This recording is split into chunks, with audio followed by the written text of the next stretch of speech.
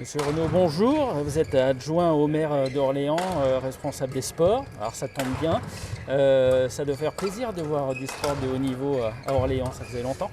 Oui, tout à fait, parce que hormis nos clubs professionnels, on n'a pas d'événement qui puisse être fait sur notre territoire. Donc il était tout à fait légitime, même si c'est à huis clos, de pouvoir que les Masters de badminton puissent avoir lieu.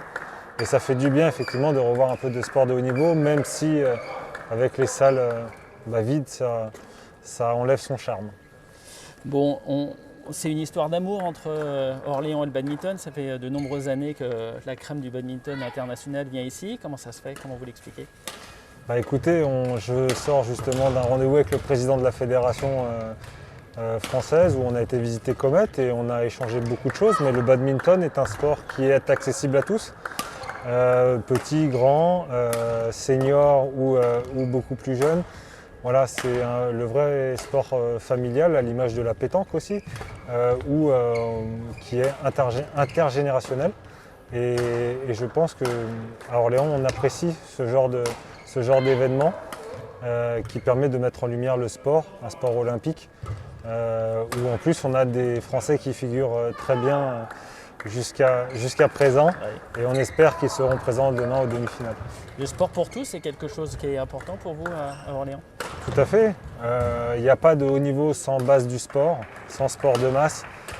On voit ce qu'on a pu permettre de faire aux écoliers, 800 écoliers qui ont pu venir faire de l'initiation extérieure, je dis bien extérieure, au badminton au fur et à mesure de la semaine. Je trouve ça bien, et de se réinventer aussi tout en respectant les gestes barrières en ce moment. C'était nécessaire, et faire pratiquer les enfants, c'est important.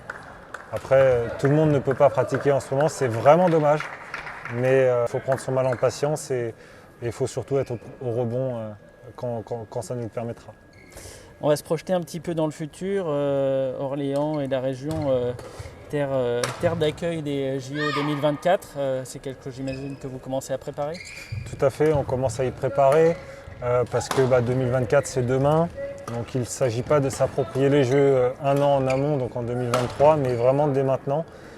On a créé pour ça un cercle des ambassadeurs orléanais qui doivent nous apporter leur connaissance et leur portefeuille international pour justement faire voir que Orléans est à 1 heure de Paris, peut être une très bonne base de préparation pour les Jeux Olympiques et tout sport confondu, le badminton y compris. J'ai pu en discuter avec le consul de Turquie, notamment lors de sa venue mercredi, qui est sensible aussi à l'attrait d'Orléans et à la volonté de pouvoir recevoir des nations. Parfait, écoutez, merci beaucoup. Merci à vous.